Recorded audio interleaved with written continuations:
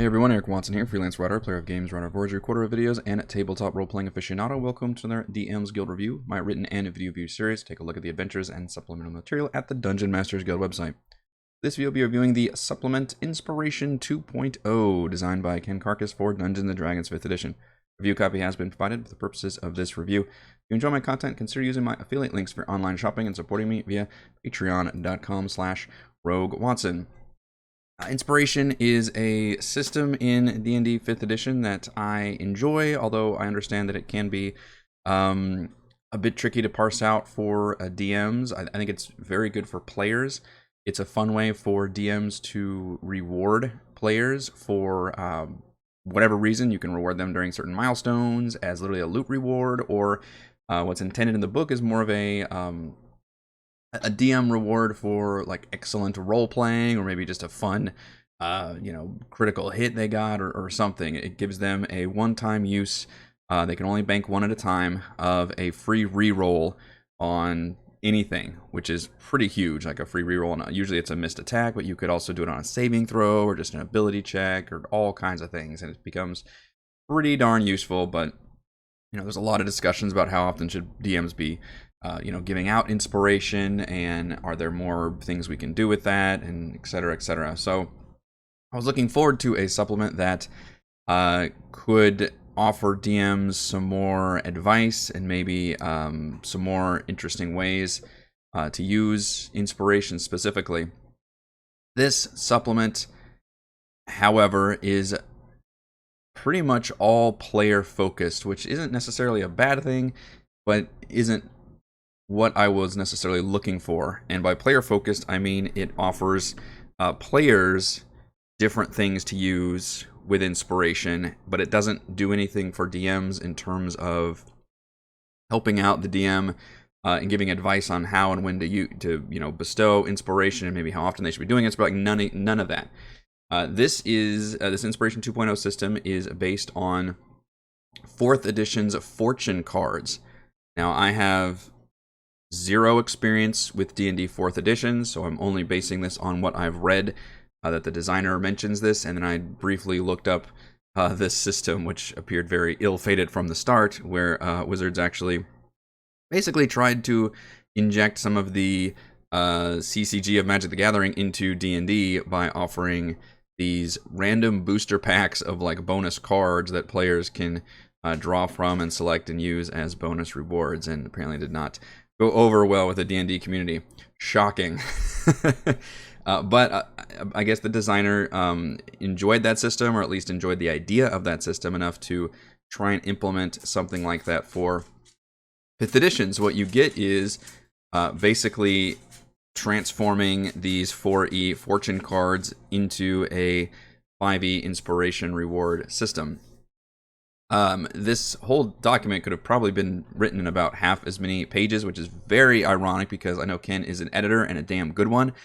And that's like the first rule of editing, is to go through and like delete half the words the person you're editing is saying in a sentence. And I know that I am way too verbose in my writing, and that's probably why I enjoy doing rambling videos. But there's a lot in here that probably could have been condensed pretty easily, and I had trouble finding like even the rules in here. But from what I understood, like I wasn't even sure if you're supposed to give out these fortune cards whenever you would normally give inspiration, or if you just give it out at the beginning of a session. I was very confused by that. It just says that for these new rules, it explains how the cards work, which are kind of nicely designed, although we'll get to that in a second. But you basically deal out cards to each player. They select 1 or 2 cards. You deal 3 cards to each player. They select 1 or 2 cards. These cards all have various bonuses on them, and then they would give the remaining ones back to the DM. If they select 1 card, then that's it. They just keep the 1 card, and they can use that as their special bonus whenever they want, I guess for that whole session. If they select 2 cards, however, they have to give the 1 remaining card back to the DM, and then the DM gets to use that card as their advantage, which that's the one thing the DMs get. That part is pretty interesting, because then the players choose a little bit of risk reward there. Like, oh, I really want both of these bonuses, but now the DM's got one in their pocket that they can pull at any time, and then there's no chance for you to be able to keep all 3 cards. So that part's kind of interesting. When using the cards, they have one side that is divided up into three categories: offense, defense, and tactics or utility. It's basically just movement stuff. And you can use that card's bonus, or you can simply use the backside of the card, I believe, as just a normal inspiration, which is a free reroll. Which is normally how inspiration works in 5e. You can just get a free reroll on anytime you're rolling a dice, essentially. So automatically, I like that part, that it keeps the basic inspiration in there, because I think I'm one of those people that don't think inspiration needed fixing or changing, at least on the player standpoint, because I think a free reroll is huge and very, an obviously huge advantage. So this gives you the option of doing that, or you can use the actual part of the card and then you get whatever bonus it says on the card. The weird thing about that system is that oftentimes the other side of the card is not nearly as good as just getting a free reroll. So when you give players the option to do both, I'm trying to think of a situation in which having something other than just a free reroll is better, and some of them are better. There's especially some of them are risk reward, which is interesting. One of them is like, you roll a dice and then you choose to either take a penalty to your damage or you deal bonus damage. So there's actually some further risk reward there, which is kind of interesting. But a lot of them are just, hey, if you missed with an attack, you get another attack. Well, why wouldn't you just do the backside of the card and just get advantage that way? So that part was a little bit confusing for me.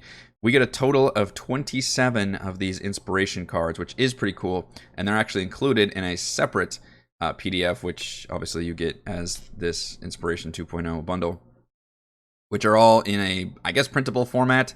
They're not super printer friendly because they've got this very fancy art on the back, which is the same as the cover of the book.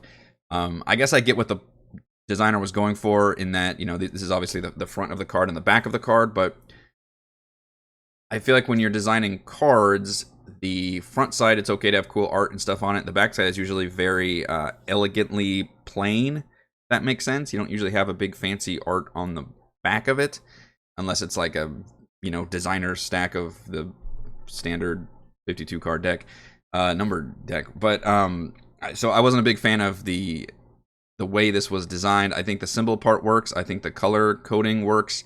I also don't like the font and text that's used, because that's like the important part. I feel like they need to be... I'm not a graphic designer, all right? So I'm probably just talking down on my butt right now, but something is missing from these cards that would really make them pop and make them more attractive. And also, I think that the card backing is way too busy and too much. If you're really wanting players, like people, to print these out and give these cards, I think it's a little too much there. In terms of the actual mechanics, some examples include on offense, like I said, reroll the same attack, or your next attack before the end of your turn is made with advantage. Like that's all. That's what advantage does. If it's already the backside of the inspire. Maybe I'm missing something, but according to the rules, you can still use the back of the card just as advantage, giving yourself that free reroll. So those all felt very weird. But some of them do give you like bonus damages, which is pretty decent. Until the end of the turn, you get a +2 bonus to attack rolls, like a temporary rage, basically. Or the gambler ones are interesting, where you're rolling a d20 and then you have a chance to deal. You have a chance to have it go badly. At least about a 25% chance, or a 75% chance to get the bonus. So it's still a bonus card, but it's weird that it kind of gives you a chance to stumble and fuck out, which would feel really bad if you've got your bonus card and you play it and you roll and you actually, not only does it not go off, but it actually penalizes you. That might be a little too rough. I don't know. Like, instead of using your free reroll for advantage, you would use that to try to risk it. Like, dang, that would be kind of sucky. In terms of defense, you can turn a critical hit into a normal hit. Reminds me of the Gloomhaven helmet everybody likes to buy in the early game of that game. You can gain temporary hit points. You can get a bonus to your death +5 bonus to death save, which is different than a reroll. One of them is basically the shield spell, like a +4 AC. Disengages a free action. These are probably the best, actually, in terms of the most well designed, and ones that having a free reroll does not necessarily do that for you. They give you like straight up new abilities and features, which is really nice. The tactics one is just pure movement. Which this one very reminded me of 4th edition. Again, I'm not too familiar with 4th edition, but I know it was more tactically involved, and it's all about movement.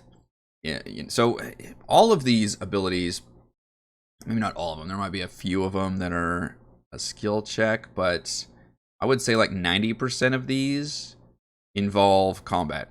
And I get that D&D is a combat-based RPG. Obviously, you can make arguments for that, but at the end of the day, like almost everybody's abilities, features, everything the DM and the players are doing is basically to feed into enhancing the combat pillar. So I guess it kind of makes sense that you would focus on combat in this case, but again, when you're using inspiration, there is no restriction to using it in combat. You can, base inspiration, when you have that advantage, you can use that on, saves when you're just avoiding a trap, or a skill check when you have to like persuade somebody to do something. Like that's just blanketly useful, and it doesn't have to be tied to combat. Whereas a lot of these the specific card facings are only useful in combat. But if that's what your players are into and that's what they want to do is be, I guess, tactically more interesting, but also oddly more restrictive in a lot of cases.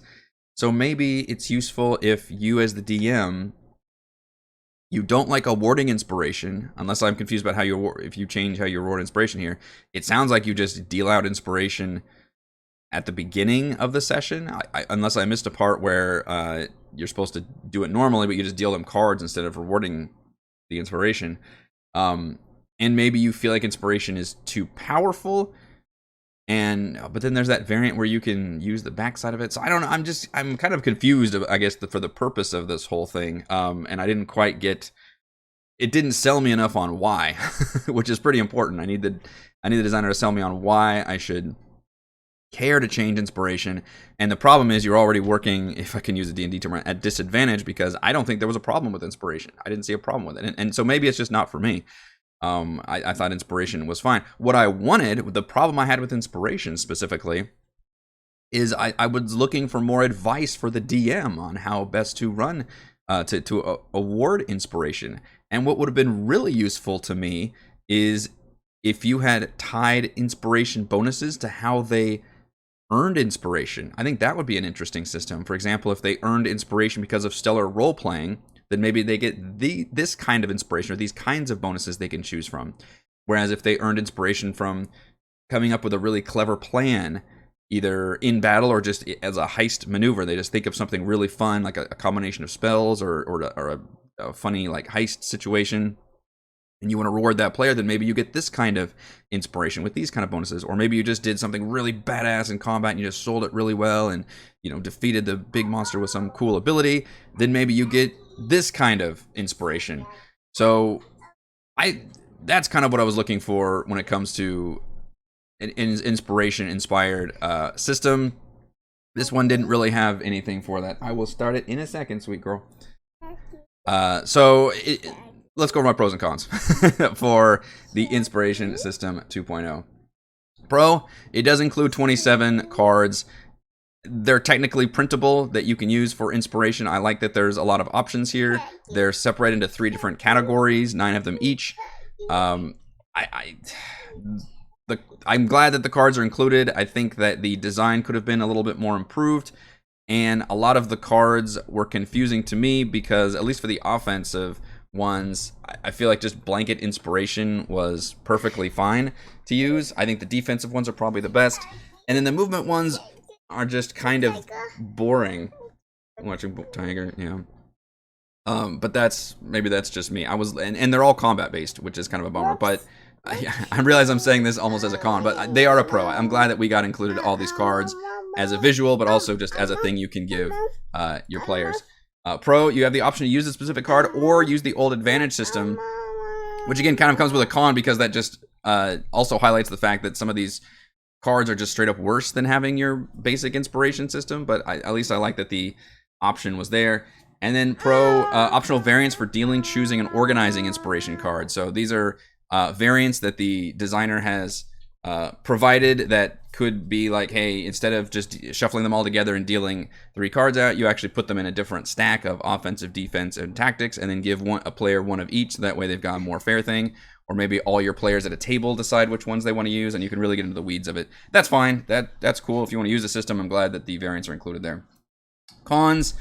My number one con is that it turns inspiration into these kind of automatic randomized bonuses rather than DM granted rewards. It doesn't help anything. It's just completely player focused. It doesn't help the DM reward any kind of inspiration, and instead treats it as just, hey, here's the bonuses that you guys get, and that way I don't have, as a DM, I don't have to worry about rewarding you. Well, I like that part about it. I think that's the important part of what inspiration does, is allows the DM to reward players. So I'm not a fan of that.